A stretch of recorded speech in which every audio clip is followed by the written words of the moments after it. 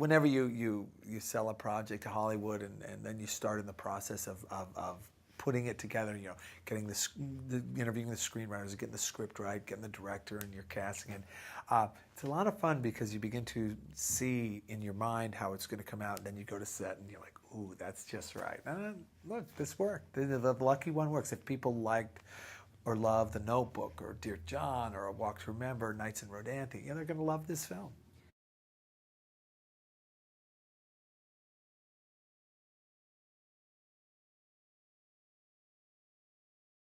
It's really less complicated than it sounds. Really, my whole trick is, see, I take these female characters and I say, what do I find attractive in a female character, right? And I say, oh, intelligence, and let's throw a little passion in there, and some fire, and some good loyalty, and this, no wishy-washy. I don't like wishy-washy. Let's make her, she'll do the right thing even if it's hard, right? But when she falls in love, it's deep and real, right? I say, hey, wait a minute, that's who I married, right? And so that's what I do. So then I write the male character, and I'm like, well, what did I have to do when I met my wife? Because she was hard. I had to win her over. So they'd end up doing what I did. It's, you know, and in the end, of course, you vary things. But in the end, I think that because I find these female characters attractive, my male characters do, and it all tends to work well.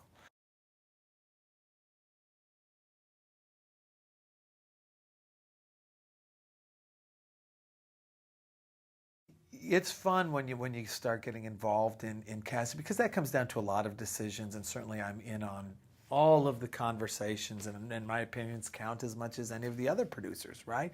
But look, let's be honest. I've had some of the best casting ever across the span of my movies, right?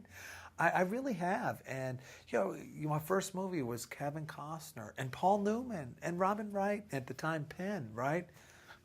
That was incredible. And now I'm with Zac Efron, who's a major star, and Taylor Schilling, who's really, I think she was fabulous in this role. I really think this is her kind of breakout role, right?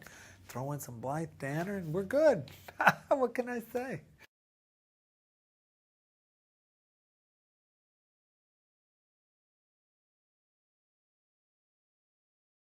I think it's a fun balance with these films, right? You can say, oh, we need someone. This isn't the first time we've broken out people, right? I mean, this is kind of part of the reason why people want these roles, right? If you're a young actor or actress, is really wonderful, because I think what you see in a film like this is a lot of talent, a lot of emotional depth, someone who can play a lot of variety of character, because she does all of these different emotions well. She does anger real well. She does passion real well. She does a tenderness toward her child, kind of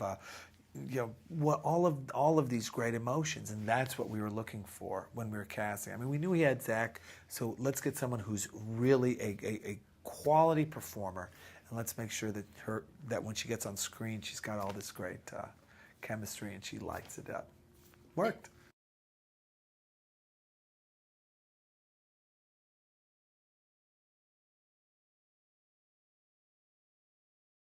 Zac did a tremendous job. To me, Zac was the perfect Logan for a few reasons. He was the right age, which was really important to me, because I live in the military of the country, and unless you're an officer, if you're serving, you're 18 to 25. That's really your age.